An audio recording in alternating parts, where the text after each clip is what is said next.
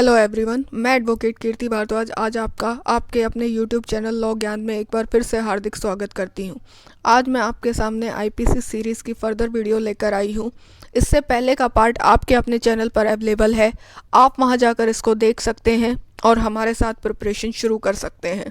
अगर आपको हमारी वीडियोस पसंद आ रही है तो प्लीज़ इसे लाइक करें, इसे शेयर करें। कोई सवाल है तो प्लीज़ कमेंट बॉक्स में लिखें, जिसका जवाब हम एज सून एज़ पॉसिबल आपको देने की कोशिश करेंगे। और also subscribe our channel and don't forget to press bell icon. तो without wasting a single minute let's start with the IPC further provisions. IPC का एक्ट कब का है? 1860 का। लास्ट अमेंडमेंट कब हुई थी? 21 अप्रैल 2018 को। आज हम करेंगे 86 प्रोविज़न से स्टार्ट। ये मेंस से रिलेटेड प्रोविज़न है। इससे पहले के प्रोविज़न हम ऑलरेडी डिस्कस कर चुके हैं, आपके चैनल पर वो अवेलेबल हैं।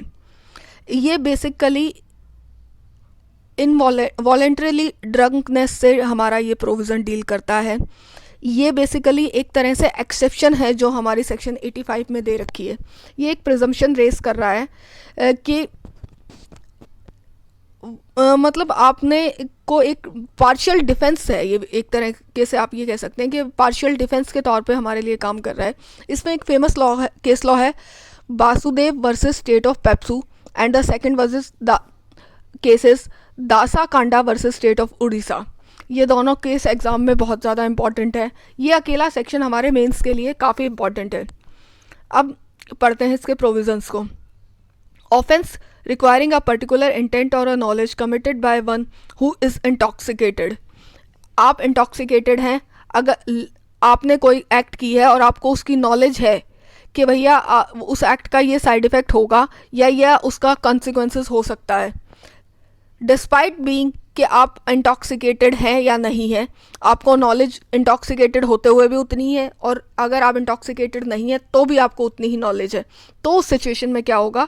अ person who does the act in the state of intoxication shall be liable to be dealt with as if he had the same knowledge as he would have had if he had not been intoxicated. जैसा मैंने पहले बताया था, unless the things which intoxicated him was administered to him without his knowledge or against his will। यहाँ आपको defence क्या मिलती है? अगर जो इंटॉक्सिकेशन आपको मिला है बेसिकली वो इंटॉक्सिकेशन जो है अगेंस्ट योर विल है, इसकी आपने कोई कंसेंट नहीं दी थी।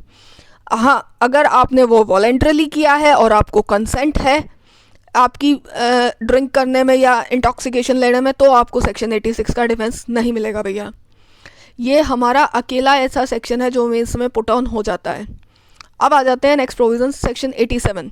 Section 87, act not intended and not known to be likely to cause death or grievous hurt done by the consent. ये बेसिकली स्पोर्ट्स से रिलेटेड एक सेक्शन है। दो बंदे हैं, 18 साल से ऊपर की दोनों की एज है, कंसेंट दी है, दोनों ने खेलते हुए या कुछ भी काम करते हुए अम्यूज़मेंट वगैरह के लिए पहले की एक्ट से दूसरे को कुछ हार्म हो जाता है। वो हार्म इस सेक्शन के अकॉर्डिंग डेथ को भी इंक्लूड करता है। तो जो पहला बंदा है जिसके एक्ट के कारण दूसरे बंदे की डेथ हुई है, वो पहला बंदा लायबल नहीं होगा, बिकॉज जो सेकंड बंदा है उसकी एज 18 ईयर्स ऑफ एज है, प्लस उसने खुद कंसेंट दिया है। इस पर एक मैगजीम है हमारी वॉलेंट्री नॉन फिट इंजुरिया, वो मैगजीम यहाँ पर एप्लीकेबल होती है। केस लॉ है Dasharath Paswan versus state of Bihar. Nothing which is not likely to cause death or grievous hurt which is not known by the doer to be likely to cause death or grievous hurt is an offence by the reason of any harm which it may cause or be intended by the doer to cause to any person above 18 years of age who has given consent whether express or implied. Consent जो है हमारी express or implied दोनों हो सकती हैं। To suffer that harm or by the reason of any harm which it may be known by the doer to be likely to cause to any such person who has consented to take the risk of that harm। यहाँ जो risk of that harm की बात कर रहा है, मैं again ये बात कर रही हूँ, यहाँ पे हमारा डेथ का प्रोविज़न इंक्लूड होता है। प्लीज़ इसको अपने बैरक पे लिख लीजिएगा, केस लॉ लिख लीजिएगा, और जो आपके प्रोविजंस मार्क हैं उनको मार्क करते चलिएगा, क्योंकि बिकॉज रिवीजन के टाइम पे हमारी बेयर एक्ट हमारे काम आएगी। नोट्स हम कितने ही तैयार कर लें, वहाँ पर एग्ज़ाम के लिए जब हम जाते हैं ना, तो हमारे बैग्स में क्या होती हैं, सिर्फ बेयर एक्ट्स। तो बेयर एक्ट्स में इंपॉर्टेंट प्रोविजंस जो हैं, जो इंपॉर्टेंट कीवर्ड्स हैं, उनको मार्क करते चलिएगा। मैंने ऑलरेडी आप लोगों के लिए ये मार्क करके रखा है। अब आते हैं सेक्शन 88 पे। Act not intended to cause death done by the consent in good faith for person's benefit. Act आपने की, आपकी इंटेंशन नहीं थी डेथ करने की, लेकिन आपने उसकी गुड फेथ में किया गया। ये बेसिकली डॉक्टर की कंसेंट के लिए है। ये सेक्शन जो है डॉक्टर के लिए, टीचर्स के लिए और सर्जन के लिए एक डिफेंस का अवेलेबल करता है।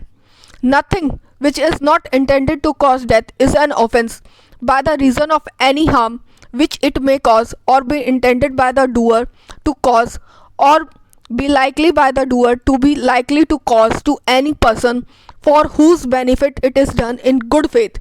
क्या हमारा कीवर्ड होगा यहाँ पे गुड फेथ। गुड फेथ में अगर एक्ट किया है तो वो हमें सेक्शन 88 का डिफेंस मिल जाएगा। And who has given a consent whether express or implied to suffer that harm or to take that risk of harm. अगर आपने कंसेंट दी है तो वो आप के ऊपर जिस बंदे ने एक्ट किया है या जिसके एक्ट की वजह से आपकी डेथ हुई है, तो वो बंदा लाइबल नहीं होगा। इसमें जो इलस्ट्रेशंस है डायरेक्ट हरियाणा के एडीएम में लास्ट टाइम पूछा गया था। A surgeon knowing that a particular operation is likely to cause the death of Z who suffers under a painful complaint but not intending to cause that death and intending in good faith Z's benefit performs that operation on Z with Z's consent, A has committed no offense। यहाँ पे क्या देख रहे हैं कि जो surgeon है उसने डेथ पर्टिकुलर ऑपरेशन, उसको ये पता है कि पर्टिकुलर ऑपरेशन करता है तो वो Z की डेथ होगी। अगर नहीं करता है तो कंफर्म होगी, लेकिन उसमें उसके चांसेस हैं कि वो सर्वाइव भी कर सकता है। उस गुड फेथ में विद Z कंसेंट वो ऑपरेशन कर देता है और ऑपरेशन के दौरान या ऑपरेशन के बाद उस Z की डेथ हो जाती है। तो क्या यहाँ पर जो हमारा A है, जो सर्जन है, क्या वो क्राइम के लिए या ऑफेंस के लिए लायबल होंगे? नहीं होंगे, क्योंकि उन्होंने किस लिए किया है? गुड फेथ में। अगर आपको सेक्शन 88 का डिफेंस चाहिए है तो आपकी इंटेंशन क्या होनी चाहिए? गुड फेथ की होनी चाहिए, कोई हार्म पहुँचाने की नहीं होनी चाहिए। अब आ जाइए next provision, section 89। Again very important provision. ये जर्नल एक्सेप्शंस के जो प्रोविजंस हैं ना हमारे, ये सारे ही इंपॉर्टेंट है। Act done in good faith for the benefit of a child or insane person by the consent of the guardian. अब इसमें आ जाइए भैया, क्या बात हमारी जो इम्पॉर्टेंट है, ये बेसिकली बेनिफिट ऑफ चाइल्ड के लिए है। और सेकेंड थिंग, ये सेक्शन 92 के साथ हम पढ़ सकते हैं, क्योंकि वहाँ पर जो एक्ट हमारी हो रही है सेक्शन 92 में, वो बेनिफिट ऑफ द पर्सन के लिए। यहाँ पे चाइल्ड और इंसेन पर्सन की बात कर रहा है। चाइल्ड किसकी? चाइल्ड का क्राइटेरिया हमारा यहाँ दे रखा है 12 अंडर 12 ईयर्स, ठीक है। और of sound mind, nothing which is done in good faith for the benefit of a person under 12 years or of unsound mind. Unsound mind यहाँ कहाँ पे आ गया? इंसेन बंदे के। By the consent either express or implied of the guardian or other person having the lawful charge of that person is an offense by the reason of any harm which it makes or be intended by the doer to cause or to be known by the doer to likely to cause to that person। मतलब अगर आपने कोई भी act कर रहे हैं child या insane के बेनिफिट के लिए, तो उसके गार्जियन की कंसेंट लो या ना लो, वो इतनी मायने नहीं रखती अगर आपका एक्ट उसका जो है बेनिफिट के लिए है। लेकिन हर चीज़ की एक्सेप्शन होती है, तो इसकी एक्सेप्शन क्यों नहीं होगी? अगर आपकी एक्ट इन 4 सिचुएशंस में से आ जाती है तो आपकी एक्ट जो है उसको सेक्शन 89 का डिफेंस नहीं मिलने वाला भैया। पहला जो है वो बात कर रहा है कि आपकी एक्ट इंटेंशनली इंसेन की या बच्चे की जो है डेथ को रिजल्ट करती है, तो you are not getting any defence of section 89। या आपकी एक्ट से ऐसा प्रतीत होता है कि वो लाइकली टू कॉज डेथ है। क्या है? Likely to cause death. Then also in that situation आपको सेक्शन 89 का डिफेंस नहीं मिलेगा। Third, voluntary causing of grievous hurt. अगर आपकी एक्ट से प्राइमा फेसा ये डिटेक्ट होता है कि भैया आपकी एक्ट जो है बच्चे को या इंसेन पर्सन को कोई हार्म पहुंचा सकती है, ग्रीवियस हर्ट दे सकती है, then also you are not going to any benefit of section 89। Fourth exception जो कहता है that this exception shall not extend to the abetment of any offence.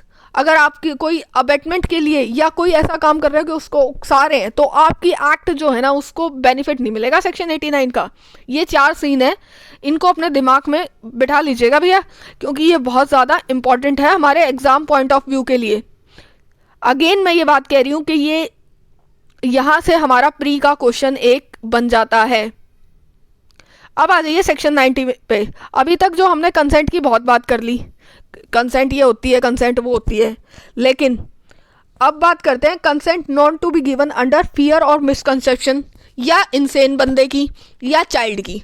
इन तीनों की अगर कंसेंट होती है ना तो वो फ्री कंसेंट नहीं मानी जाती तीनों सिचुएशंस में। Basically a consent is not such a consent as it is intended by the any person by any section of this code if the consent is given by the person under the fear of injury or under a fear of misconception of fact, and if the person doing the act knows or has reason to believe that the consent was given in the consequences of such fear or misconception।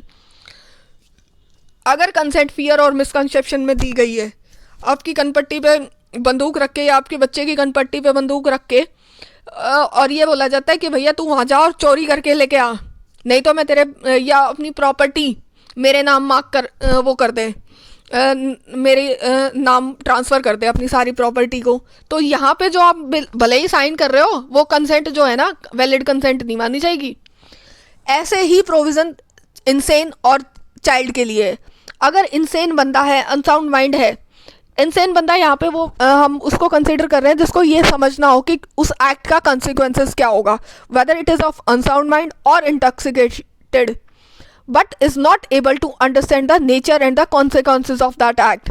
यहाँ पर intoxication जो है हमारी both voluntarily और involuntarily दोनों इंटॉक्सिकेशंस की बात कर रहे हैं।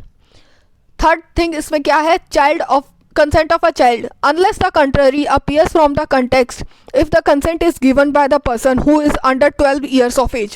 अगर ऐसा कोई भी बंदा या बच्चा कंसेंट दे रहा है जो 12 years के अंडर उसकी एज है, देन वो कंसेंट हमारी क्या हो जाएगी, not a valid consent. Important section है, बैरेट में मार्क कर लीजिएगा।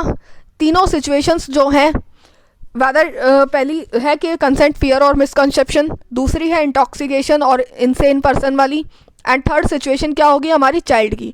इन तीनों सिचुएशंस में अगर कंसेंट दी गई है तो वो कंसेंट क्या हो जाएगी भैया, वो कंसेंट हो जाएगी हमारी invalid consent.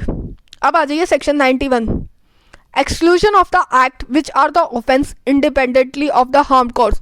Not that much important section, exam में कभी बहुत कम रेयर चांस है कि पूछे, अदरवाइज़ नहीं पूछता।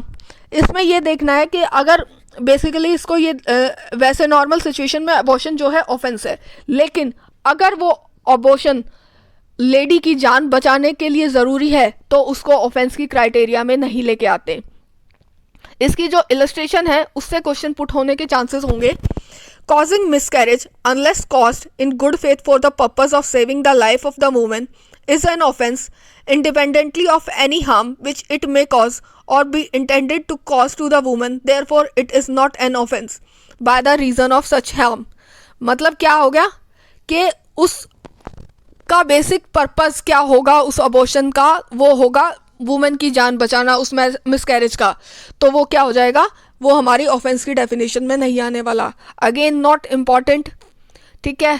अब आ जाइए, ये हमारा प्रोविज़न जो है नॉट इम्पॉर्टेंट है, तो इसको अब इम्पॉर्टेंट प्रोविज़न पे आते हैं। सेक्शन 92 मैंने पहले भी बताया था, हम सेक्शन 89 में हमने बात की थी चाइल्ड की और इंसेन पर्सन की। अब यहाँ पे 92 में हम बात कर रहे हैं act done in good faith for the benefit of a person without his consent. यहाँ पे नॉर्मल बंदे की बात कर रहे हैं। अगर आप एक बात बताइए मेरे को, आग लग रही है, बंदा वहाँ खड़ा है छत पे, उसको रास्ता नहीं मिल रहा, और आप वहाँ जाके उसकी जान बचाने की अगर चाहते हैं तो बचा लेते हैं। पहले आप वहाँ उसकी जान बचाने की कोशिश करेंगे या उसकी कंसेंट लेंगे? ऑब्वियसली बात है उसकी जान बचाएंगे। वो जान बचाने के चक्कर में आप उसको धक्का दे देते हैं कि भैया तू नीचे वो उससे गिर जाता है और मर जाता है। अगर ऊपर खड़ा रहता तो वहाँ तो मरता ही मरता फॉर श्योर। अगर नीचे उसको फेंक दिया गया है तो वहाँ पे 50-50 चांसेस है कि वो सर्वाइवल भी कर सकता है और नहीं भी करता। तो यहाँ देखा जाएगा जो आपकी एक्ट है बेसिकली वो उसके की पीछे की इंटेंशन क्या है। अगर वो इंटेंशन पॉजिटिव है, गुड फेथ में है, तो आपको उसके के लिए लाइबल नहीं किया जाएगा, आपको सेक्शन 92 की डिफेंस मिल जाएगी। अब पढ़ते हैं इसके प्रोविजंस को। Nothing is an offense by the reason of any harm which it may cause to a person for whose benefit it is done in good faith, even without that person's consent, if the circumstances are such that it is impossible for that person to signify the consent, or if that person is incapable of giving the consent and has no guardian or other person in the lawful charge of him from whom it is possible to obtain the consent in the time for the things to be done with benefit। वही बात आ गई ना, उसके benefit के लिए तो कर रहे हो, ठीक है, लेकिन उसकी कंसेंट की वेट नहीं करने वाले आप लोग। अगर वही किंतु परंतु की सिचुएशन यहाँ भी आ गई, वही 4 सिचुएशन। पहले कि आपकी इंटेंशन देखी जाएगी। अगर आपकी उसके साथ कोई दुश्मनी चल रही है और उसने आपने ये प्रूव किया जा सकता है कि आपने जानबूझ के उसको धक्का दिया है, तो वो यहाँ पे आपकी एक्ट की इंटेंशन के पीछे की इंटेंशन देखी जाएगी। वो इंटेंशन क्या होनी चाहिए कि उसको आपने की इंटेंशन ना हो डेथ करने की। दूसरे में ग्रीवियस हर्ट और likely to be cause death. Third thing voluntary causing of hurt. Fourth abetment of any offence to the committing of which it would not extend. अगर इन 4 सिचुएशंस में किंतु परंतु वाली सिचुएशंस में हमारी एक्ट जो है आ जाती है तो एक्यूज्ड क्या हो जाएगा, लाइबल हो जाएगा अपने ऑफेंस के लिए। अगर इन सिचुएशंस में नहीं आती है तो then accused will get the benefit of section number 92। अब आ जाइए इसकी इलस्ट्रेशन पे। Illustration number 2 very much important for the exam. Z is carried off by a tiger. A fires at the tiger, knowing it to be likely that the shot may kill Z, but not intending to kill the Z and in good faith intending Z's benefit. A's ball gives a Z mortal wound. A has committed no offense. अब इस illustration से क्या है, Z को tiger पकड़ के ले गया, A के सामने टाइगर भी है, Z भी है, ठीक है, और वो इस बेसिकली चाह रहा क्या था, Z को बचाना, लेकिन उससे गलती से Z को बचाने की बजाय Z के ऊपर ही गोली लग गई, ठीक है। तो वहाँ पे ये क्या देखा जाएगा कि पहले Z की कंसेंट लेने जाएगा क्या? वो नहीं, वो उसके बेनिफिट के लिए उसने एक्ट किया है, भले ही वो टाइगर की वजह Z को लगाओ, लेकिन उसकी एक्ट को यहाँ पर ऑफेंस की श्रेणी में नहीं लाया जाएगा। क्यों? क्योंकि उसको डिफेंस मिल रहा है हमारे कौन से प्रोविजंस के अकॉर्डिंग, सेक्शन 92 के अकॉर्डिंग। इसी के साथ मैं इस वीडियो को यहीं अंत करती हूँ। इससे आगे का फर्दर वीडियो आपके चैनल पर जल्द ही लेके आऊँगी। तब तक साथ बनाए रखें, पढ़ते रहें और हमारे साथ प्रिपरेशन शुरू रखें, जारी रखें। जिन्होंने कर दी है ऑल द बेस्ट, नहीं की है वो आज से अभी से शुरू करें। All the best, start preparing from today onwards. Thank you.